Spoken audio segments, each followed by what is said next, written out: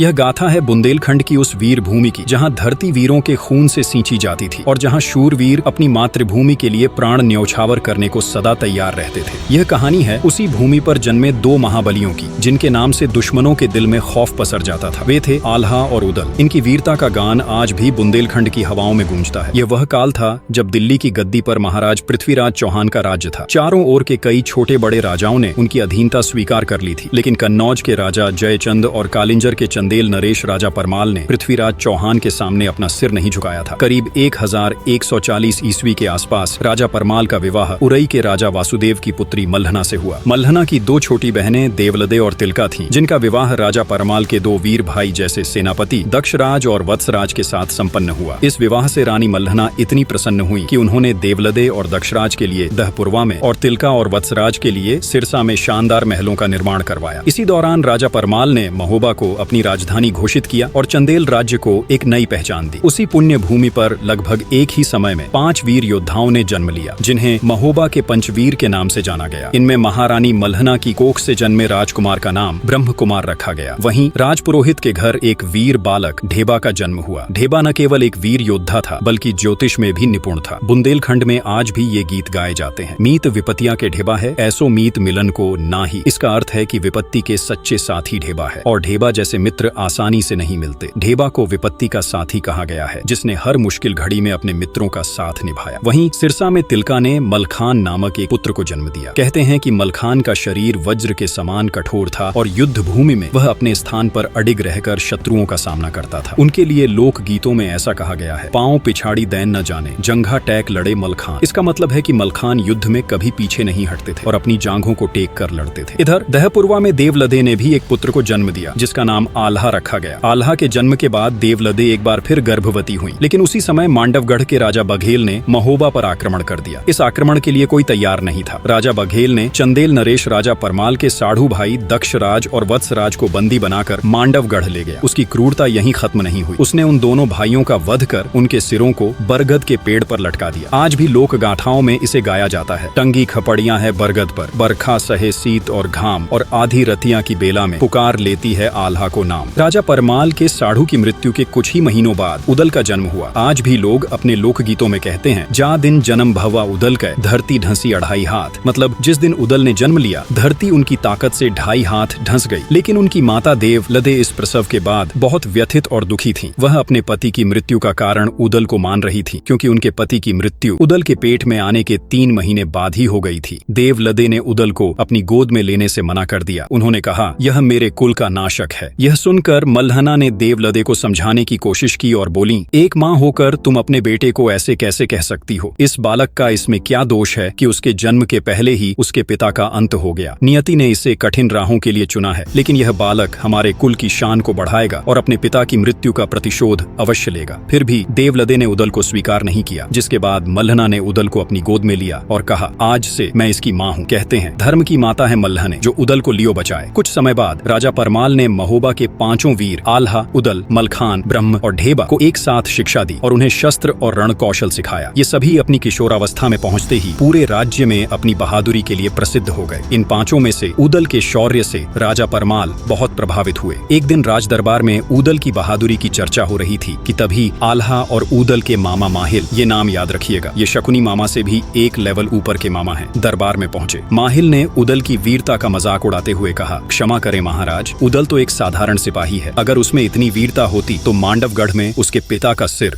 यूं लटकता न होता। माहिल ने वह बात बोल दी जो राजा परमाल इन 5 से छिपा कर रख रहे थे। माहिल ने राजा परमाल के सामने एक चुनौती रखी और कहा, महाराज, अगर उदल सच में वीर है तो वह मांडवगढ़ जाकर अपने पिता और चाचा के सिर को वापस लाए और उनका सम्मान पूर्वक अंतिम संस्कार करे, क्योंकि बाप का बैरी जो न मारे ओकर मांस गिद्ध ना खाए। मतलब जो अपने पिता के हत्यारे का बदला नहीं ले सकता, उसका मांस तो गिद्ध भी नहीं खाते। यह सुनते ही पूरे दरबार में सन्नाटा छा गया। राजा परमाल माहिल को शांत करना चाहते थे ताकि यह बात बात उदल तक न पहुंचे, लेकिन किस्मत ने खुद उदल को यह चुनौती सुनने के लिए वहां ला खड़ा किया। तभी राजा परमाल ने माहिल को कहा, आखिर तुम चाहते क्या हो कि प्रतिशोध की आग में इनका सिर भी वहीं टंगे मिले? तभी उदल ने दरबार में प्रवेश किया और पूछा, किस बात की चर्चा चल रही है महाराज? माहिल ने उदल को देखा और कहा, प्यारे भांजे, मांडवगढ़ में तुम्हारे किसी अपने की खोपड़ी टंगी है। अब तुम अपनी माँ से जाकर पूछो कि आखिर वह खोपड़ी किसकी है। अब वह सच जिसे राजा परमाल छिपा कर रखना चाहते थे उदल के सामने आ चुका था। यह सुनते ही उदल दरबार छोड़कर तुरंत अपनी माँ देवलद्दे के पास गए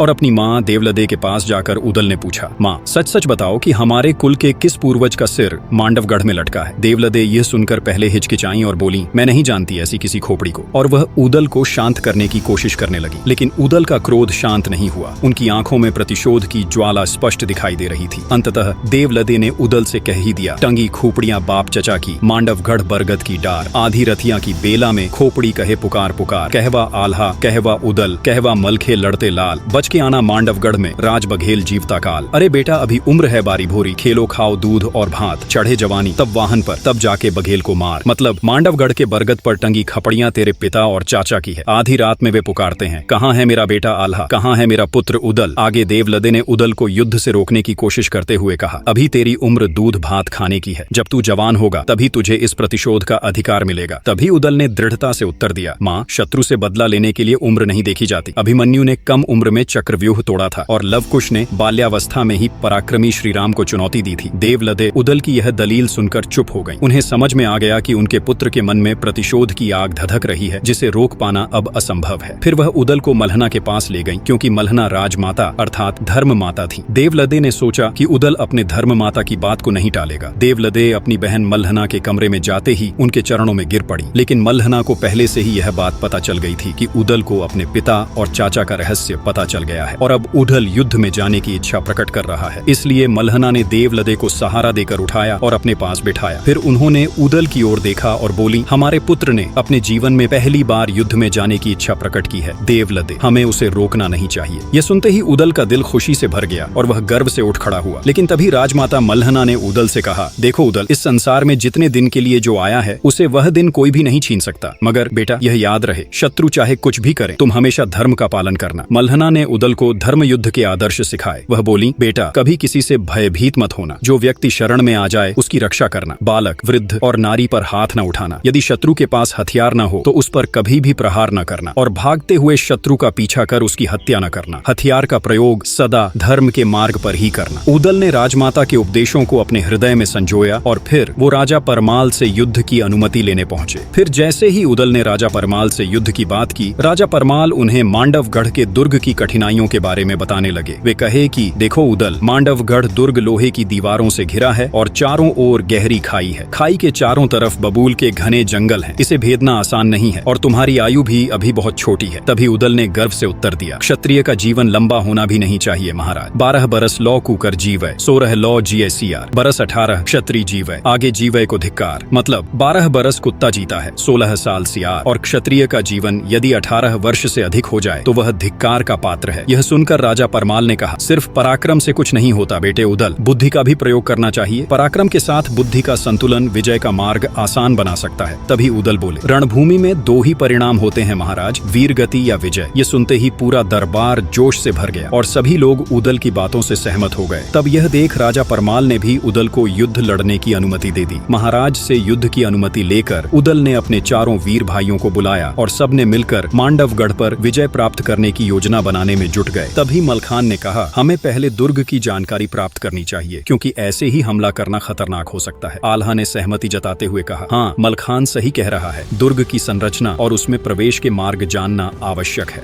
ब्रह्मा ने अपनी बात रखते हुए कहा, अगर हम दुर्ग में किसी को अपने पक्ष में कर सकें तो हमारा कार्य सरल हो सकता है। ढेबा ने उनके प्रस्ताव को समझते हुए कहा, दुर्ग के किसी सैनिक को अपने पक्ष में करना जोखिम भरा हो सकता है। क्या होगा अगर उसने हमारे साथ धोखा कर दिया तो? इन चर्चाओं के बाद सभी ने यह निर्णय लिया कि वे योगी का वेश धारण करेंगे और दुर्ग में प्रवेश करेंगे। 5 भाइयों ने योगी का रूप धारण किया और अपनी माताओं से मिलने गए। योगी के वेश में होने के कारण उनकी माताएं भी उन्हें पहचान नहीं पाईं। उन्होंने इन्हें साधारण योगी ही समझा। इस बीच महोबा के दरबार में राजा परमाल ने आल्हा को महोबा के सेनापति के रूप में चुना। पूरे दरबार में सेनापति आल्हा की जय के नारों से गूंज उठी। तब राजा परमाल ने महोबा के वीरों को उनके घोड़े सौंपे। आल्हा को किलिया, ब्रह्मा को हरनागर, ढेबा को मनोरथ, उदल को बुला नाम का घोड़ा दिया गया और वहीं मलखान को कबूतरी नाम का घोड़ी दिया गया। महोबा की सेना ने युद्ध की पूरी तैयारी कर मांडवगढ़ की ओर कूच किया। मांडवगढ़ के दुर्ग के पास बबूल के घने जंगलों में सेना ने पड़ाव डाला। उस दिन सेना का नेतृत्व ब्रह्म कुमार को सौंपा गया, जबकि बाकी चारों वीर उदल, आल्हा, मलखान और ढेबा योगी का वेश धारण कर दुर्ग में प्रवेश करने की योजना बनाने लगे। योगी का भेष होने के कारण कोई उन्हें शक की नजर से नहीं देख रहा था। थोड़े ही समय में वे किले के मुख्य द्वार तक पहुंच गए। वहां तैनात द्वारपाल ने उन्हें रोकते हुए पूछा, आप लोग कौन हैं और यहाँ क्यों आए हैं? आल्हा ने शांत स्वर में उत्तर दिया,